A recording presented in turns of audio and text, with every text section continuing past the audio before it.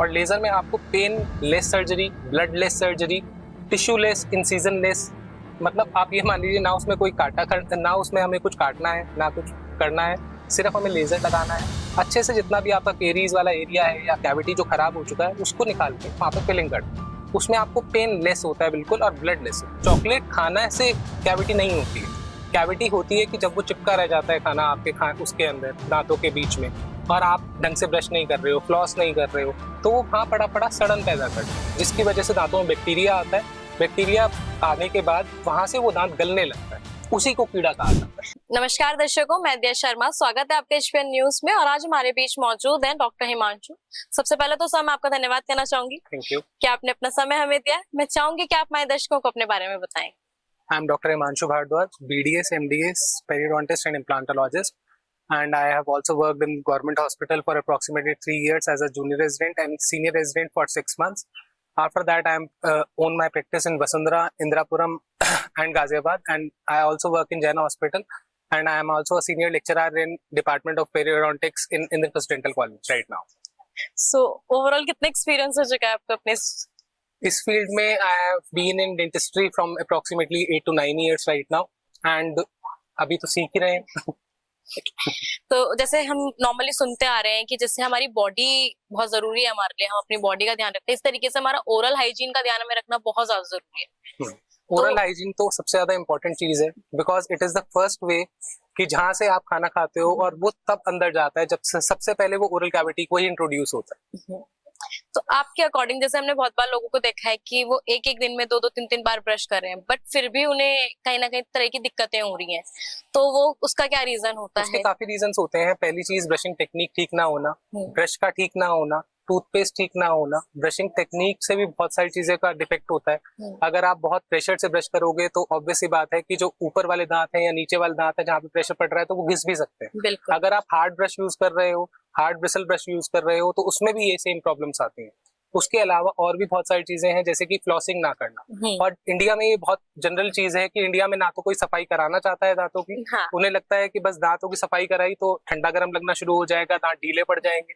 बल्कि हमारे से ज्यादा वेस्टर्न कंट्रीज में डेंटिस्ट्री की नीड होती है और वहाँ ज्यादा अच्छे से रखते हैं, वो केयर करते हैं। बट लोगों को मतलब जैसे आजकल लोग फील भी करते हैं ना, मतलब आजकल आपने देखा होगा, एक तो आजकल टूथपेस्ट इतने सारे आ गए हैं, नॉर्मली हम देखते हैं कि अब इसमें ये चीज है, अब इसमें ये चीज है, इसमें ये चीज है, तो लोगों को पता ही नहीं है कि हमारे दांतों के लिए कौन सा टूथपेस्ट बेस्ट है। उसी के लिए तो डेंटिस्ट बने हैं। हाँ, और डेंटिस्ट के पास या किसी भी डॉक्टर के पास लोग तब कंसल्ट करते हैं जब वो चीज बहुत ज्यादा बाहर हो जाती है या बर्दाश्त से बाहर होती है। नॉर्मली भी हमने देखा है, अगर किसी के दांत में भी दर्द है तो पहले के टाइम पर, आज के टाइम पे भी वो एक क्लोव और वो ऑयलिंग करना वही चलता आ रहा है। इंडिया में सबसे बड़ी प्रॉब्लम जो है दैट इज कि अभी भी हमारे पुराने नुस्खे बहुत काम आ रहे हैं। ऐसा नहीं है कि अब हमारे पास बहुत सारे डेंटिस्ट हैं। अब आप देखते ही हैं कि हर स्टेट में हर जगह डेंटिस्ट अवेलेबल है, जो कि पढ़े लिखे एक डॉक्टर हैं, जिन्हें पता है कि दांतों की ऊपर से लेकर नीचे तक क्या क्या प्रॉब्लम्स हो सकती हैं। हर किसी का, जैसे आप अपने लिए जो फेस क्रीम यूज करते हैं, जरूरी नहीं कि आपकी सिस्टर भी वो यूज करें।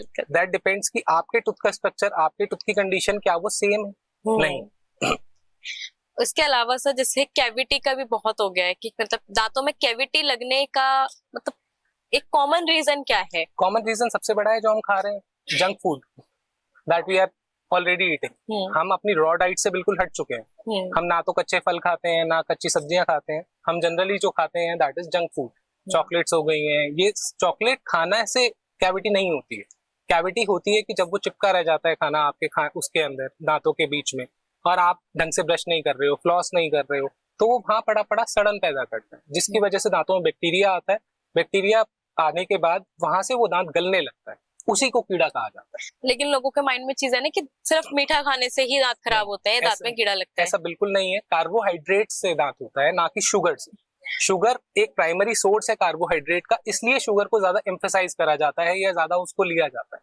जैसे अब हम देखते हैं कि छोटे बच्चे ही होते हैं 6 महीने के, अब उनके कई बार सुलाने के लिए हम अपने घरों में भी ये चीजें देखते हैं, नोटिस करते हैं कि मीठा दूध है, आपने बच्चे को मुंह में बोतल लगाई और सुला दी, तो वो पूरे टाइम वो कैविटी, ओरल कैविटी में ही था दूध, जिसकी वजह से बच्चों के दांतों में भी आप देखते हैं तो आजकल दांत बहुत ज्यादा टूटने लग गए हैं, कीड़े लगने लग गए हैं, या फिर दांतों में बहुत ज्यादा प्रॉब्लम पहले बच्चों के नहीं होती थी लेकिन अब बहुत ज्यादा होती है।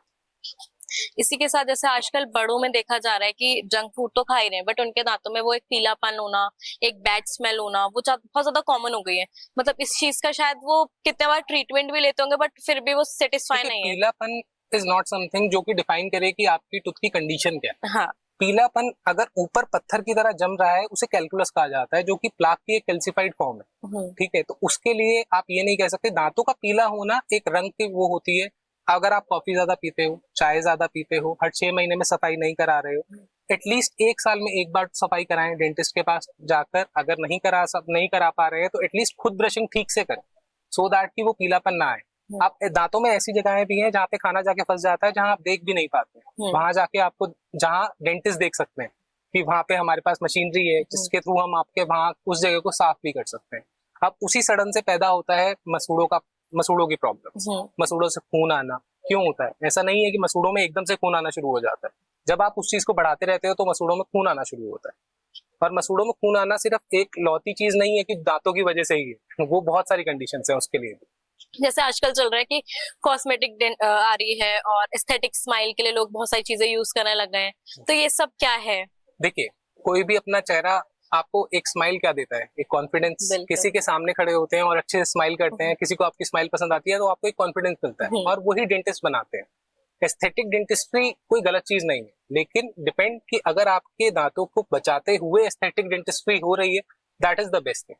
लेकिन अगर आपके दांतों को काट के या आपके दांतों को हटा के फिर हम एस्थेटिक पे जा रहे हैं तो वो थोड़ा सा है, क्योंकि नेचुरल चीज जो भगवान ने बना के दिया है उसको इंसान सिर्फ और सिर्फ मिमिक कर सकता है, लेकिन दोबारा पैदा नहीं कर सकता। इम्प्लांट भी जो हम करते हैं, जनरली इम्प्लांट्स हो गए जो मिसिंग टीथ के लिए यूज होते हैं, वो दांतों जैसे ही होते हैं खाने में, हर चीज में। लेकिन जो नेचुरल चीज है उसका बराबरी बिल्कुल करना, 19-20 का फर्क हमेशा रहेगा। तो मतलब जैसे आजकल लोगों ने क्या करा है कि ब्रेसेस छोड़ के वो लाइनर्स वगैरह यूज करने लग गए। नहीं, ब्रेसेस छोड़ के लाइनर्स यूज करने लग गए हैं, ये बेटर ऑप्शन है। अच्छा, बेटर ये बेटर ऑप्शन है। मतलब इसके अलावा इसमें क्या क्या चेंजेस है? जैसे ब्रेसेस के अकॉर्डिंग लाइनर्स में क्या क्या चेंजेस है? देखिए, ब्रेसेस में क्या होता था कि जब हम ब्रेसेस लगाते थे, किसी के तार लगाए तो तारों के बीच में खाना फंस जाता था खाना खाते हुए। हर कोई उतनी सफाई नहीं रख पाता, पहली चीज। दूसरी चीज क्या थी कि अलाइनर्स मूवमेंट को इनिशिएट करते हैं। आपको 22 घंटे वो भी पहनना है, ऐसा नहीं है कि वो 22 घंटे नहीं पहनना है। सिर्फ आप खाते हुए उतारते हैं या फिर कोई जूस पी रहे हैं, कोई कोल्ड ड्रिंक्स पी रहे हैं, तब आपको उतारना है, नहीं तो अलाइनर्स पूरे दिन ही पहने रखते हैं। और वो एक, ये मान लीजिए कि आजकल हमारी बहुत भागादौड़ी वाली लाइफ है, हर कोई नहीं चाहता कि उसके मुंह में तार दिखे, और उसके लिए एक बेटर ऑप्शन है अलाइनर्स। लेकिन हाँ, अलाइनर्स भी बहुत तरीके के, ऐसा नहीं है कि अलाइनर भी सिर्फ एक ही तरीके का है कि एक बार आपने लगा लिया तो हो जाएगा। अलाइनर्स का भी ये देखना पड़ता है कि कौन सा केस अलाइनर से हो सकता है, कौन सा केस अलाइनर से नहीं हो सकता है। अलाइनर्स एक लिमिट तक ही प्रेशर दे सकता है। अगर जहाँ पे हमें लगता है कि नहीं, अलाइनर से ये केस परफेक्ट नहीं हो पाएगा, तो वहां पे ब्रेसेस ही काम आते हैं आज। तो सर मतलब आपकी, जैसे आप इतने टाइम से इस चीज में अपनी फील्ड में हो, तो मतलब कोई एज क्राइटेरिया है या हर एज के पेशेंट्स आपके पास आते हैं? मेरे पास तो हर एज के पेशेंट्स आते हैं। मतलब जैसे बुजुर्ग लोग होते हैं अक्सर, बुजुर्ग लोग जनरली आते हैं हमारे पास मिसिंग दांत लेके। हाँ। और वो भी इसी रीजन यही है कि उन्होंने पुराने नुस्खे अपनाए। मैं ये नहीं कह रहा हर किसी की हेल्थ खराब है, लेकिन जनरली इंडिया में डायबिटीज बहुत बड़ा मेजर कॉज है। ठीक है, अगर 80% ऑफ द लोगों को डायबिटीज है तो डायबिटीज पूरी बॉडी को इफेक्ट कर रहा है, ऐसा नहीं है कि सिर्फ दांतों को ही इफेक्ट कर रहा है। उसकी वजह से ये प्रॉब्लम्स बहुत ज्यादा बढ़ रही है। उसके अलावा अगर हम देखें, हमारी डाइटरी हैबिट्स बहुत अजीब हो चुकी हैं। हम रात को 12 बजे खा रहे हैं, 1 बजे खा रहे हैं, लेकिन उसके बाद भी ब्रश नहीं कर रहे हैं, we just go to bed. तो उसकी वजह से भी वो जो भी आप खा रहे हो वो पूरा दिन आपके दांतों में ही अटका हुआ। तो मतलब जैसे बुजुर्ग लोग अक्सर होता है कि वो डेंचर्स वगैरह यूज करते हैं केश के बाद जाने पे, तो मतलब वो कितना सेफ है उनके दांतों के लिए? दांत डेंचर्स तो तभी यूज होते हैं जब दांत है ही नहीं। तो वो कितना सेफ है उनके लिए? तो ऑब्वियसली बात है, अगर पेशेंट के मुंह में हड्डी नहीं बची है, आजकल तो हमारे पास इतनी अच्छी टेक्निक है इमीडिएट इम्प्लांट, जिसमें हम सिंगल डे इम्प्लांट करते हैं पेशेंट के अंदर। सिंगल डे इम्प्लांट में आज हमने इम्प्लांट डाला, पेशेंट 2 दिन बाद खाना खा सकता है। खाना खाने का मतलब ये नहीं है कि आप बिल्कुल चने चबाने लगेंगे, लेकिन हाँ, सॉफ्ट फूड, आप दाल रोटी चावल, तकरीबन यही महीने भर तक की डाइट रहेगी, जिसमें आप अच्छे से खा सकते हो, चबा सकते हो, हंस सकते हो, बोल सकते हो। ना तो वो निकलेंगे हंसते हुए, ना वो आपके मुंह में ढीले पड़ेंगे, और ना उससे कोई इफेक्ट है। मतलब आपको जैसे आप अपने दांतों की केयर करते थे, वैसे ही आपको इम्प्लांट्स की भी केयर करते हैं। मतलब सर ऐसा होता है ना कि जब एक दांत मिसिंग होता है ना, तो लोगों को लगता है एक ही दांत मिसिंग है, बाकी सारे तो हैं। अब तो हमें क्या जरूरत है एक दांत? छोटी सी मैं इसका एक एग्जांपल देना चाहूंगा कि अगर आपकी 4 पहिए की गाड़ी, उसमें से एक टायर तो निकला है, तो फिर आप 3 पहियों को क्यों नहीं चलाते? यही हमारे दांतों के साथ है। जैसे ही अपना एक दांत निकला, दैट मीन्स आपका अलाइनमेंट कहीं ना कहीं चेंज होना शुरू हो चुका है। आपको अभी नहीं दिखेगा क्योंकि यंग एज है। जैसे जैसे एज बढ़ती जाएगी आप देखेंगे कि आसपास वाले जो दांत हैं वो टिल्ट होना शुरू हो जाएंगे उसके स्पेस को भरने के लिए। जो नीचे या ऊपर वाला दांत है उसमें वो दांत नीचे की तरफ या ऊपर की तरफ बढ़ने लगेगा ताकि वो स्पेस को फिल कर सके, और वो 3 दांत वो इस एक दांत की वजह से ढीले पड़ जाएंगे। तो सर मतलब आप किस तरीके की सर्जरीज करते हो? मैम हमारे पास जो सर्जरीज जो मैं करता हूँ generally that is gingival surgeries. Pyorrhoea का जितना भी इलाज होता है, इम्प्लांट जितने भी होते हैं, सिंगल डे हो, डिलेड इम्प्लांट्स हैं, कॉर्टिकोबेसल इम्प्लांट्स हैं, बेसल इम्प्लांट्स, जाइगोमैटिक इम्प्लांट्स होते हैं जिनकी हड्डी नहीं होती है तो उनमें जाइगोमैटिक इम्प्लांट्स करे जाते हैं। अच्छा। तो उसके लिए भी हमारे पास पूरी टीम है। तो वो सारे इम्प्लांट्स हमारे निर्विघ्नम क्लिनिक पे आप जब मर्जी आ सकते हैं और जब मर्जी उस चीज का फायदा उठा सकते हैं। मतलब आजकल ये भी हो गया कि हर जगह पे हम देखते हैं, हर फील्ड में कहीं ना कहीं आजकल टेक्नोलॉजी का बहुत यूज हो रहा है। बिल्कुल। तो आपके उसमें भी, आपके फील्ड में भी कोई टेक्नोलॉजी का यूज होता है? हमारी क्लिनिक पे भी अगर आप देखेंगे या जनरल भी आप देखेंगे, हर चीज का टेक्नोलॉजी से ही होता है। हाँ। पहले सीबीसीटी नहीं हुआ करता था, आज से 30-40 साल पहले की बात करते हैं तो तब हमारे पास बिल्कुल बोन की डेंसिटी कितनी है, बोन की लेंथ कितनी है, बोन में कितने mm तक इम्प्लांट जा सकता है ताकि नर्व जो हमारी जा रही होती है उस पे कंप्रेस ना हो। उन सब चीजों को देखते हुए हमें ये पता चलता है कि CBCT is the best technique right now. उसके अलावा जो इम्प्रेशंस लिए जाते थे पहले, आपने भी कभी देखे होंगे बड़ों के, बुजुर्गों के, कि मुंह के अंदर ट्रेस डाली जाती थी सीमेंट सा भर के, और ट्रेस डाली जाती थी ताकि नाप आ सके। अब वो जरूरत नहीं है। अब हमारे पास डिजिटल इम्प्रेशंस है जिसमें आपके सिर्फ मुंह के अंदर एक कैमरे टाइप चीज जो होगी उसको लगाया जाएगा, और लगाने के बाद आपको कोई उबकी नहीं आएगी, उल्टी नहीं आएगी, और कोई भी घिन नहीं आएगी। जनरली पेशेंट्स को बहुत आती थी कि बहुत ज्यादा, हाँ, कि मुंह में लगाया और उल्टी आ जाती थी।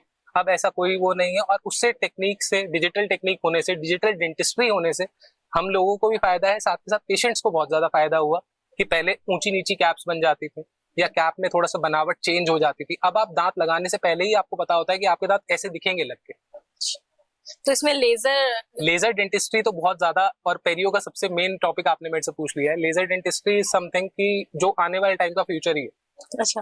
क्योंकि बर्ड्स जो थे, जो पहले आप मुंह के अंदर लगाते थे और बहुत तेज आवाज करते थे जिसकी वजह से काफी लोग डर जाते थे डेंटिस्ट से, अब लेजर्स क्या है, लेजर आपका डिसइंफेक्ट कर देता है 2 से 5 सेकंड या 20 सेकंड तक। सिर्फ इंटेंसिटी देखनी होती है कितना करना है, और लेजर में आपको painless surgery, bloodless surgery, tissueless, incisionless, मतलब आप ये मान लीजिए ना उसमें कोई ना उसमें हमें कुछ काटना है ना कुछ करना है, सिर्फ हमें लेजर लगाना है।